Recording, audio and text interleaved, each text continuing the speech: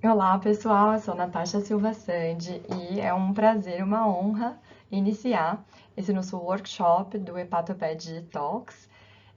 Espero que vocês gostem muito do que a gente preparou aí de programação para vocês nos próximos dias.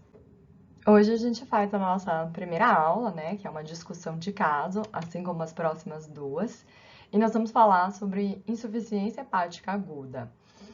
Na sequência, vocês terão uma discussão de caso com o Lucas Alvarenga, aula 2, e com a doutora Maria Ângela Belomo Brandão, que será o terceiro caso. E, finalmente, a quarta aula será um passo a passo para você se tornar um profissional atualizado aqui nessa mesma plataforma. E, além disso, nós vamos fazer uma live para tirar dúvidas. Bora para o nosso caso de hoje, sobre um tema que precisa ser de domínio do gastroenterologista, do hepatologista pediátrico, porque essa é a grande emergência potencialmente fatal da hepatologia, a insuficiência hepática aguda. Então, o caso que eu quero discutir com vocês é o de um paciente masculino que apresentou-se nesse ano, né, no ano passado, em outubro de 2022. Ele tinha 3 anos e veio com uma história de vômitos. Segundo a mãe, ele já tinha coloração amarelada que ela tinha notado nos olhos, né, na esclera, há mais de 2 semanas antes da apresentação.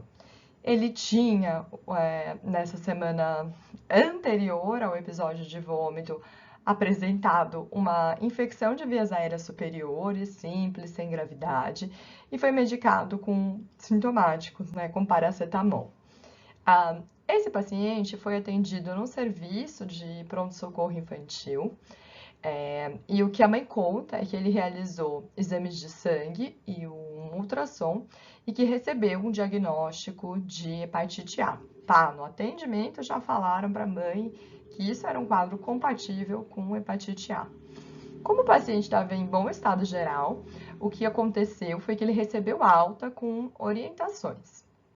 E o que tinha nos exames iniciais desse paciente que foram feitos por ocasião dessa visita ao pronto atendimento? Transaminases elevadas, com uma ST de 560 e uma LT de 630, também com alteração de gama-GT de 352 e uma bilirrubina total de 6,2 às custas de bilirrubina direta de 5,7, ou seja, esse paciente tinha colestase.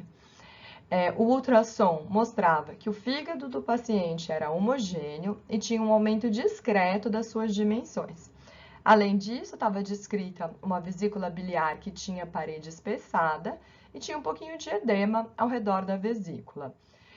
Ele tinha feito outros exames que incluíram um hemograma com uma discreta leucocitose que não tinha desvio e um PCR tocado, mas assim nada que chamasse super a atenção.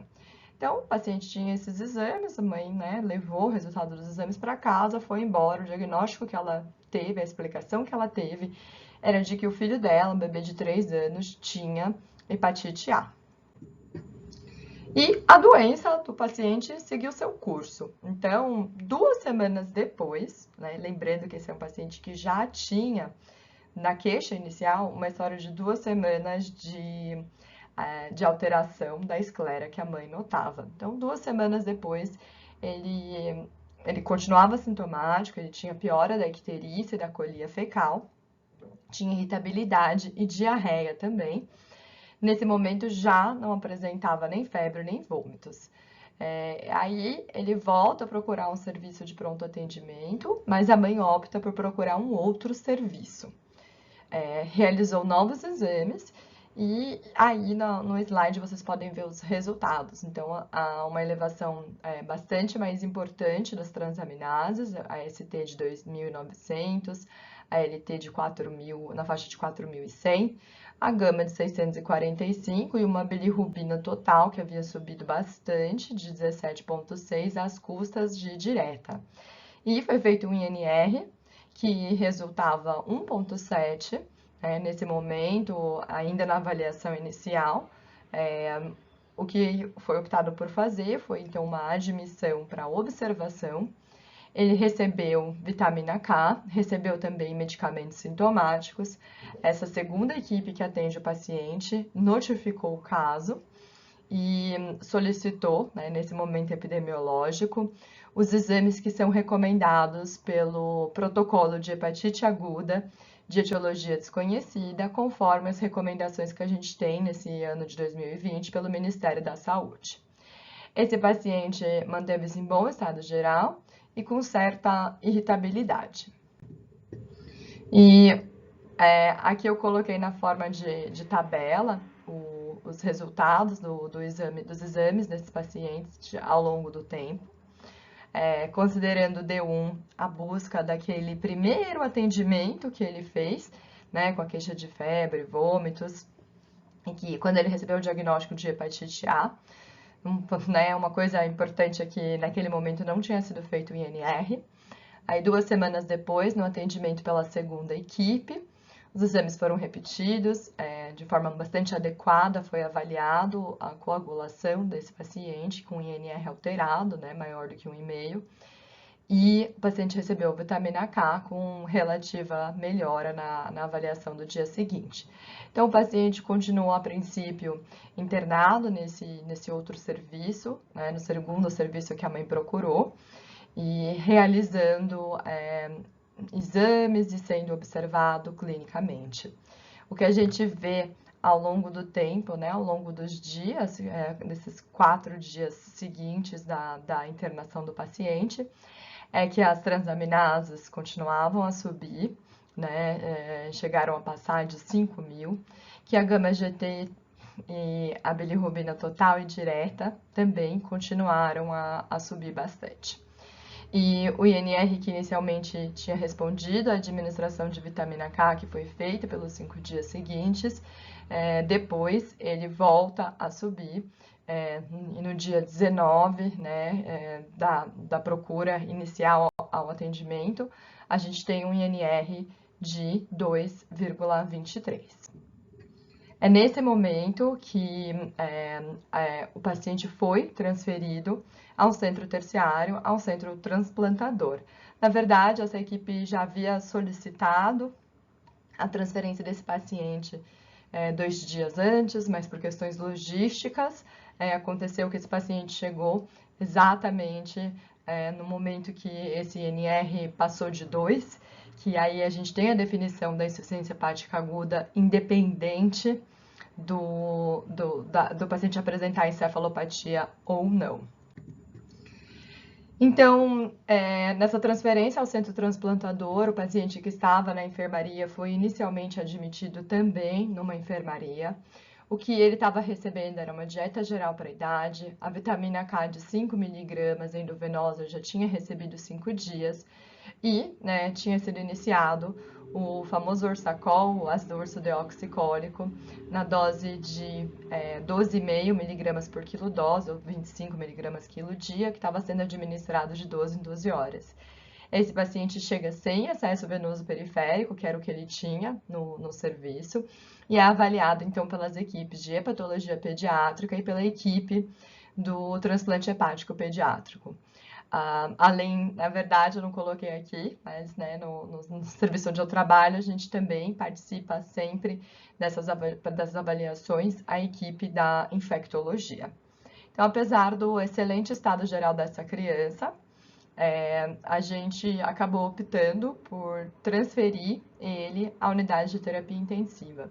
Quando o paciente chega, ele não tem mesmo encefalopatia, estava com um comportamento completamente normal, como de casa, estava clinicamente muito bem, mas observando aquela tabela que eu apresentei para vocês da evolução do paciente ao longo dos dias, a gente discute o caso com a unidade de terapia intensiva e opta por transferi-lo.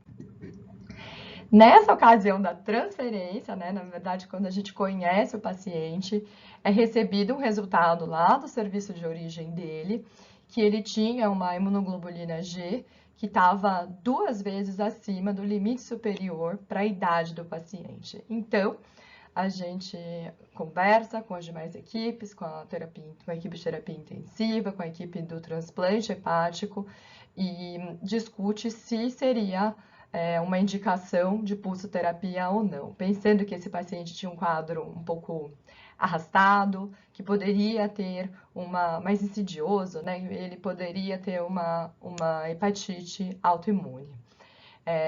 Nessa ocasião, os autoanticorpos das sorologias do paciente estavam pendentes ainda.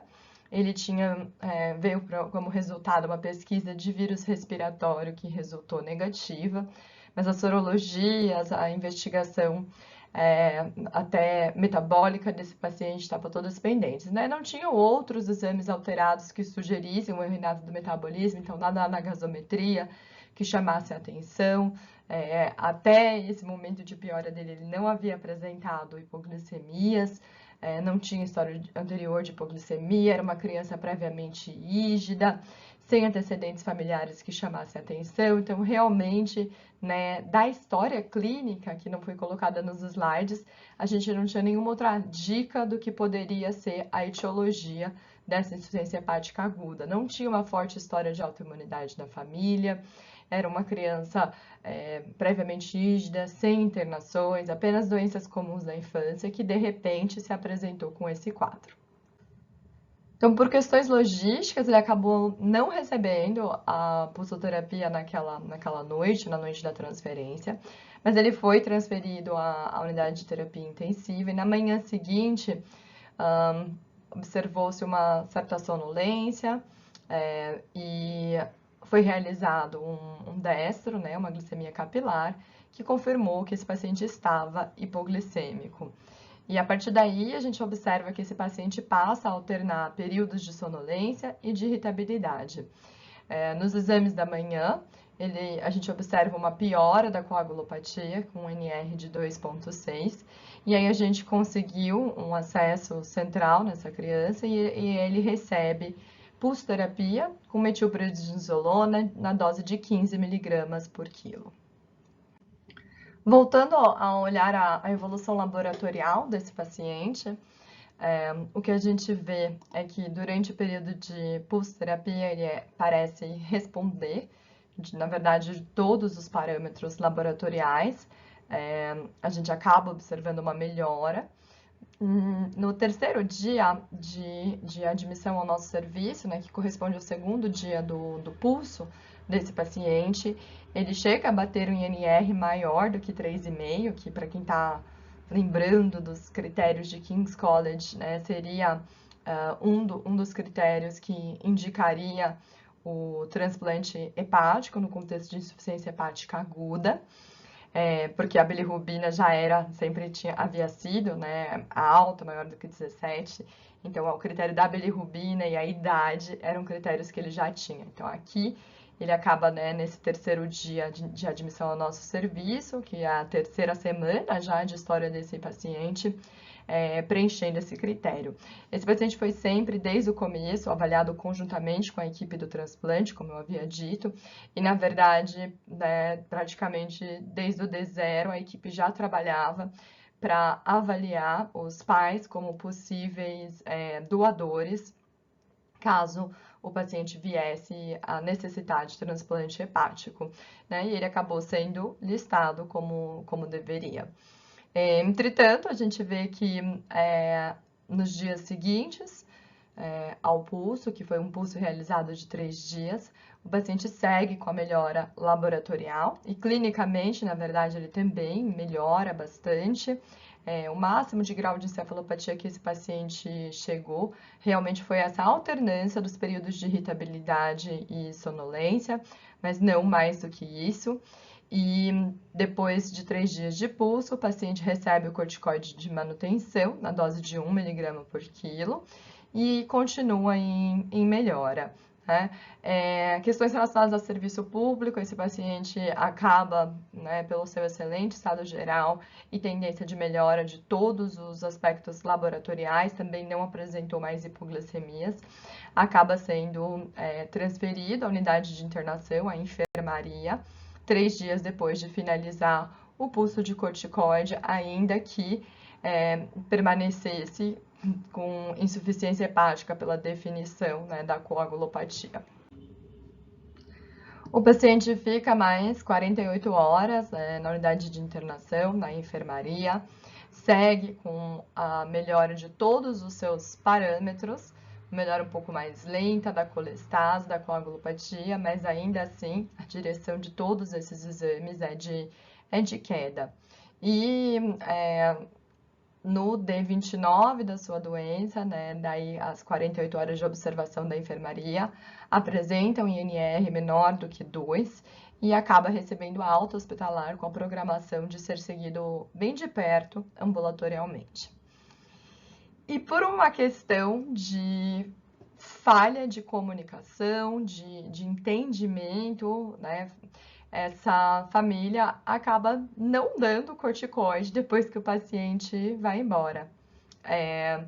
E 5 dias depois, quando ele é avaliado no ambulatório, o que a gente vê é que mesmo sem o uso do corticoide, o paciente segue em melhora e esse paciente é acompanhado de perto, ambulatorialmente, e a gente vê que as enzimas hepáticas dele ainda não tinham normalizado até o momento que eu preparei esse caso, nessa discussão, mas que todos os exames, sem o uso do corticoide, seguem em melhora clínica, o paciente já com INR normal, ainda, obviamente, ictérico, com uma bilirrubina de 11, está em acompanhamento com a gente, sem uma etiologia definida dessa insuficiência hepática. E aí, a gente tem uma dificuldade que ela é bem real nos quadros de insuficiência hepática aguda, que é o fato de que somente depois da alta hospitalar, muitas vezes, que a gente vai ter o resultado de parte dessa investigação que é feita. Que foi o que aconteceu com esse paciente. A gente já estava com ele no ambulatório em segmento, quando vão vir os resultados da investigação que foi feita, tanto a inicial no serviço de origem, quanto a do serviço transplantador, né, do nosso serviço. As sorologias e os autoanticorpos do serviço de origem eram todos negativos. E na nossa instituição, a gente tinha um antimusculolísio positivo, que veio com padrão somente vascular, então tubular e glomerular eram negativos, então padrão vascular 1/40. E um FAM positivo 1/80, num padrão nuclear pontilhado fino. Além disso, ele tinha da internação uma ceruloplasmina de 15, coletada no contexto da insuficiência hepática aguda, e um cobre urinário de 105 microgramas em 24 horas, que seria considerado, né, se a gente olhasse só o resultado e não o contexto dessa criança, bastante positivo aí para a doença sugestivo da doença de Wilson. E para ser a cereja no topo do bolo, ele tinha um PCR, né, para CMV positivo do centro transplantador, com o título, a quantificação ainda em andamento, um IgM inconclusivo e um IgG positivo.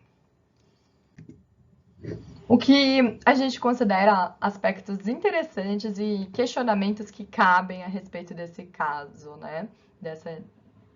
Desse caso que é tão desafiador, na verdade, mas que traz muito do nosso contexto, da nossa dificuldade nos quadros de insuficiência hepática.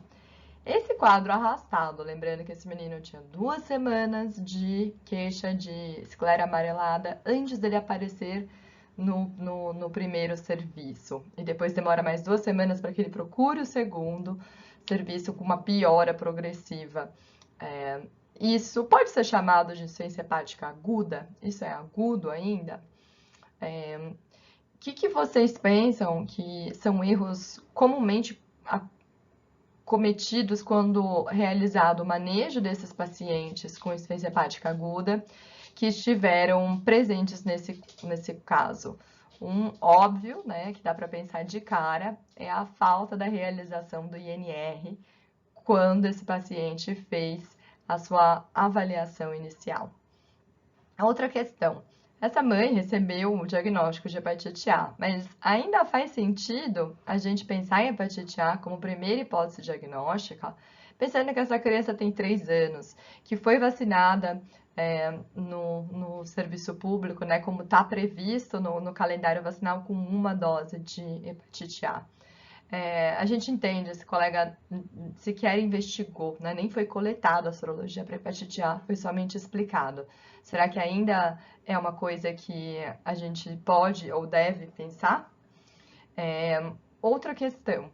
O bom estado dessa criança não teria sido um preditor de bom prognóstico, mesmo quando ela chega, né, já com os exames bastante alterados, mas ela está com um comportamento perfeitamente normal. Lembrando que essa criança foi transferida à UTI num contexto dela estar clinicamente muito bem. E aí acontece entre aspas, coincidência de que tudo desanda no dia seguinte, uma vez que essa criança já tinha dormido na UTI, né? Ela estava no lugar certo no momento que ela descompensou. No exame ultrassonográfico inicial desse paciente, ele tinha lá o seu fígado homogêneo, tinha uma vesícula de parede espessada, edema perivesicular. Será que isso constitui algum achado importante, algum preditor de mau prognóstico? Em algumas doenças, sim, né? Na própria hepatite A, é considerada um possível preditor de mau prognóstico de doença grave. Em outras, parece não ter tanto essa mesma importância. Nesse caso riquíssimo, uma das coisas que é interessante a gente pensar são nas diferentes definições que estão todas, de fato, presentes nesse caso. Então, a gente tem hepatite aguda de etiologia desconhecida, que foi bem definida esse ano. Temos um documento, tivemos diferentes definições ao longo do ano, mas finalmente a gente acabou com uma, e a gente tem um documento do Ministério da Saúde que nos apoia essa definição. Surgiu outro termo que caiu na boca do povo, né? Vamos dizer assim, no hospital. A gente se fala de hepatite aguda grave, que era uma terminologia que não era tão discutida antes. E a gente tem insuficiência hepática aguda, que foi o que esse paciente também apresentou, né? E o hepatopediatra precisa entender exatamente as diferenças entre essas definições. Uma dificuldade clínica clássica é a definição e a classificação da encefalopatia hepática, né, em pediatria, sobretudo em crianças pequenas. Uma das grandes questões que quem não está no centro transplantador tem é quando transferir esse paciente. Será que a transferência, nesse caso, foi tardia ou foi no tempo correto? Esse paciente já tinha recebido vitamina K por 5 dias. Quando ele veio transferido, ele apresentou uma resposta inicial, né? O INR dele inicialmente respondeu a vitamina K, era 1,7, depois caiu para 1,4. E quantos dias a gente usa? Em que dose a gente usa? Às vezes eu vou fazer uma avaliação e eu vejo que a criança está na 3ª semana de vitamina K. Será que isso faz algum sentido? E outra questão muito comum, uma prática muito comum, é sempre que tem colestase aparece um ursacol. Tem papel? Ele está indicado num quadro de insuficiência hepática aguda? E a gente falou, né, eu falei disso durante a apresentação do caso. Vale a pena indicar a UTI, a terapia intensiva, mesmo se a criança estiver em bom estado? A resposta, na verdade, é que sim, que vale, né? Esse caso ilustrou isso, porque o bom estado, ele acaba não sendo um garantidor de que as coisas continuarão bem. E um aspecto bem legal desse caso foi a questão do pulsar ou não pulsar. Essa é uma criança que parece ter respondido ao pulso. Mas será que ela respondeu mesmo ao pulso? Ou será que foi apenas uma coincidência? Esse paciente já ia melhorar de qualquer jeito, né? E se existe ou não papel de pulsar algo que não seja uma hepatite autoimune. Eu disse para vocês que em determinado momento o INR passou, né, de 3,5, né, chegou a bater o 3,7. E então houve em algum momento o critério para indicar o transplante hepático nessa criança. Quais são esses critérios? A gente tem diferentes escolas. Esse paciente tinha aquela IgG estourada, teve anticorpos inicialmente negativos e depois positivos. Qual que é o significado dessa IgG alta e dos autoanticorpos no contexto da insuficiência hepática aguda? E finalmente, o que causou era hepatite autoimune, o paciente continuou melhorando depois que o corticoide foi descontinuado erroneamente pela família. Não, eu digo erroneamente, talvez foi assertivamente, né? Mas foi descontinuado aí por essa falha de comunicação na alta do paciente. Ou será que era a doença de Wilson? Na verdade, né, a gente sabe que no momento da insuficiência hepática aguda, o paciente pode ter ceruloplasmina baixa, pode ter uma grande excreção urinária de cobre, sem que isso signifique a doença de Wilson. Ou era outra etiologia? Será que pode ter sido aquele citomegalovírus? Esse paciente não fez biópsia hepática até o presente momento. Seria bem indicada nesse caso? Será que deveria ter sido feita antes? Será que cabe agora ainda no ambulatório? Ou só se esse paciente não seguir em melhora? Então, essas são todas perguntas que fazem sentido nesse caso, que são perguntas que tornam esse caso tão interessante e que ilustram como que um simples caso, né, abre uma caixa de Pandora de tantas perguntas e de tantos aspectos interessantes que estão presentes. Para responder essas perguntas, nós temos um rio de artigos, né, que podem nos ajudar, uma literatura bastante robusta a respeito disso.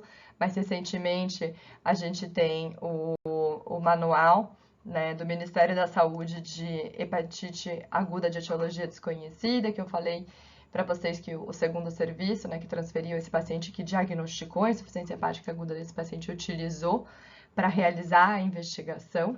Nós temos também discussões muito interessantes em artigos de alto impacto, questionando exatamente esses aspectos que eu apresentei para vocês. O que significam os autoanticorpos na criança com insuficiência hepática aguda?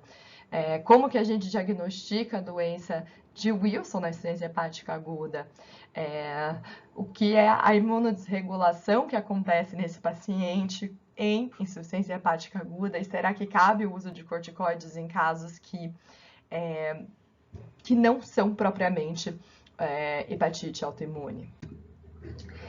Então, para que a gente chegue em todas as respostas, para que vocês se mantenham atualizados, a gente faz esse convite para que vocês venham com a gente para o Hepatoped Talks, em que a gente vai apresentar a melhor e a mais atual evidência no manejo das crianças com doenças hepáticas e, mais do que apenas literatura, a gente vai compartilhar a nossa experiência. Eu agradeço a atenção de quem ficou aí até o final da aula e espero que vocês tenham gostado.